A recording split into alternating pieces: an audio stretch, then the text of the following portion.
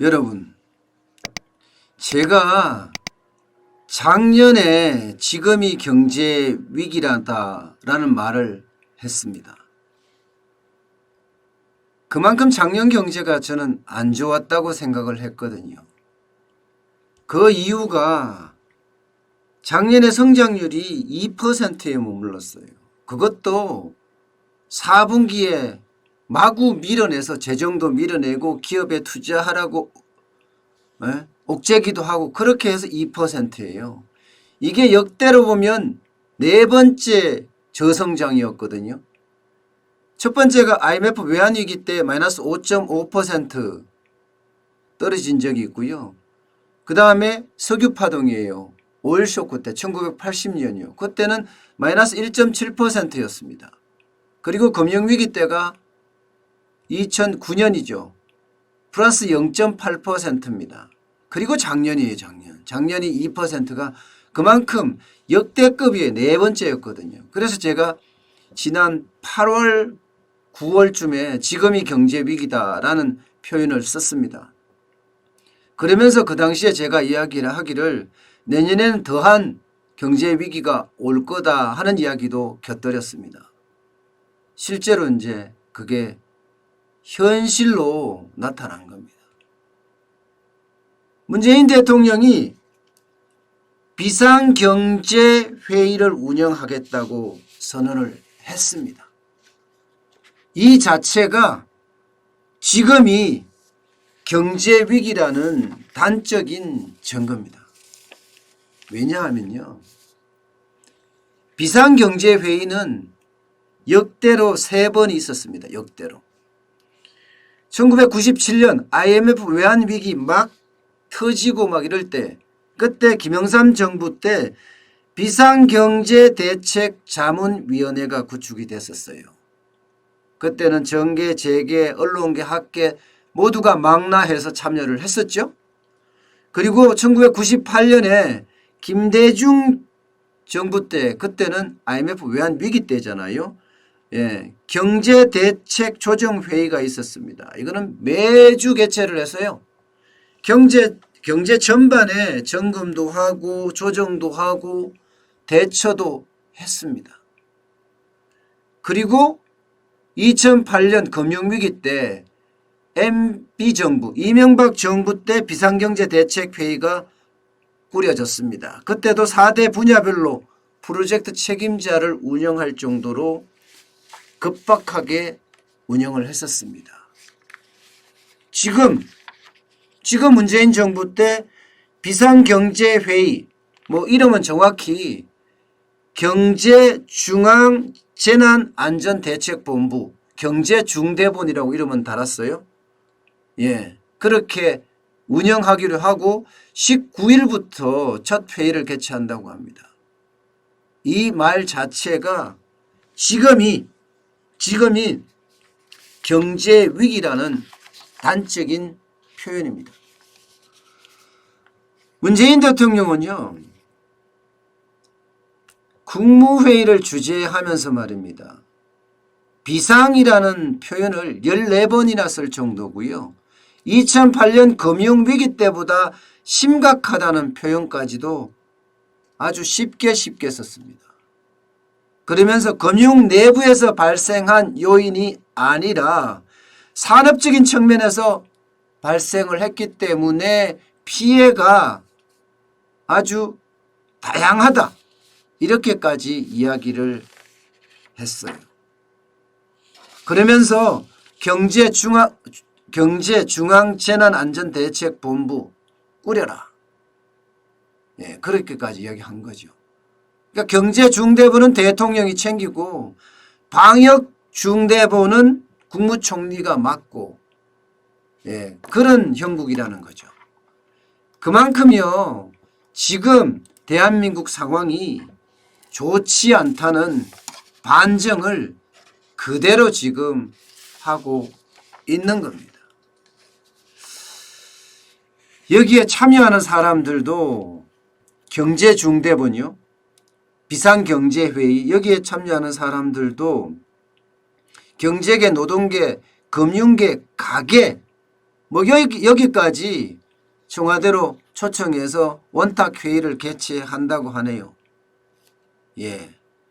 결국 경제에도 전시체제에 돌입한 셈입니다. 그런데 말입니다. 이 내용이 나오는 것을 보면 좀 우려스러운 내용들이 조금 있습니다. 기본적으로 경제중대본 경제비상경제회의를 만든다고 하는데 그 토의 내용이 약간씩 흘러나오는데요. 그게 소득주도의 성장 정책의 연장선상에서 이루어지는 것 아니냐 하는 이야기가 많습니다. 예. 만약에 그렇게 이루어진다면 중대본, 경제중대본도 의미가 있을까? 저는 그렇게 생각을 합니다. 기본적으로 지금 경제의 가장 최악은요, 실물 경제에서 파생이 됐거든요. 그 실물 경제가 무너진 게 문재인 정부의 3대 경제 정책 때문이에요. 특히 소득 주도의 성장 정책, 이게 핵심이었습니다. 최저임금을 갑자기 30%나 3년 동안 올리고, 예, 주 52시간제 도입하고, 그러면서 법인세 올리고, 세제 줄이고, 비정규직 정규직화하고, 각종 세금 팍팍 올리고, 부동산 세금 많이 올렸잖아요. 사실 이런 것들이 이 코로나19 사태 전에 이미 제가 어렵다고 이야기했고 그게 계속되는 상황이었습니다. 그런데 코로나19 사태가 터졌단 말이에요. 코로나19 사태는요, 여기다가 제가 지금 말씀드렸던 실물경제에다가 아주 큰 핵폭탄 같은 폭탄을 터뜨리게 된 거예요. 그럼 실물경제가 아작이 났습니다. 그러면 비상경제회의도 경제중대본도 어떻게 하면 실물경제를 살릴 것인가에 주안점이 맞춰져야 되거든요. 그런데 그게 아니라는 거. 그게 아닌 것 같아요. 왜냐하면 문재인 대통령의 이야기를 그대로 한번 옮겨볼게요. 어려운 때일수록 더욱 힘든 취약계층, 일자리를 잃거나 생계가 힘든 분들에 대한 지원을 우선하고 실업 위험에 직면한 노동자들 일자리를 보호해야 한다. 이 말입니다. 이 말은 결국은요, 소득 주도의 성장 정책의 연장선상에서 이루어지는 것 아니냐, 이렇게 볼 수밖에 없는 겁니다. 이렇게 되면요, 향후에 말입니다, 이 위기를 굉장히 잘 넘어야 되거든요. 위기 후에 대응책이 반드시 있어야 돼요. 위기 후에 대응책. 지금 전 세계가, 유럽은 한창 와중이고 미국은 팬데믹이 막 오기 시작하는 중이에요. 그러면 이 위기 후에 우리가 어떻게 대응할 것인가, 그에 대한 대응책까지도 여기가 마련돼야 되는데, 그 대응책 중에 1번이 친기업 정책입니다. 친기업 정책. 예. 친기업 정책이 없다면 지금처럼 계속 이렇게 소득 주도의 성장 정책으로 반기업 정책을 쓰고 계속 퍼주기, 사회복지, 노동의 퍼주기만 계속 한다면 결국은 쓸 돈은 없어지고요. 쓸 돈은 없어지고 부채는, 국가 부채는 계속 늘어납니다. 국가 부채가 늘어나면 늘어날수록 외국인들이 이탈할 수도 있습니다. 지금도 외국인들의 이탈 조짐이 보이고요. 필리핀 보세요. 필리핀. 주가가 30% 이상 떨어지니까 아예 주식시장 뭐 다 셧다운 해버렸습니다. 셧다운.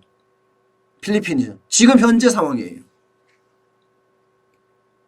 그만큼 신흥국의 위기가 지금 발등에 불처럼 와닿아 있어요. 우리에게도 그런 상황이 올 가능성이 굉장히 큽니다. 그럼 지금보다도 더 최악의 위기가 올 수도 있다는 겁니다. 그런데 정책의 어떤 중심이 거기에 있지 않다는 거. 그리고 이게 중대본을 구성함에 있어서 말입니다. 구성함에 있어서 정치적인 어떤 그런 이슈가 완전히 배제돼야 합니다. 지금은요. 예, 그러면서요. 폴리페소들 이런 사람들도 빠져야 됩니다. 완전하게 전문가들이 모여야 하거든요. 전문가들이. 경제에 대한 전문가들이 모여서 경제 중대본을 이끌어야 합니다. 그런데 지금 면면을 구성을 하겠다는 면면을 보면 과연 그게 가능할까 하는 생각을 저는 점점 하게 됩니다. 일단 지켜봐야 되겠지만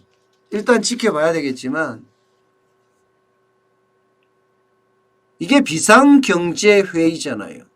그러면 비상경제회의에 걸맞게 또 지금까지 추진했던 경제정책은 분명히 실패를 했으니 이거는 아주 대망치로 완전히 부셔버리면서 새롭게 해야 하거든요.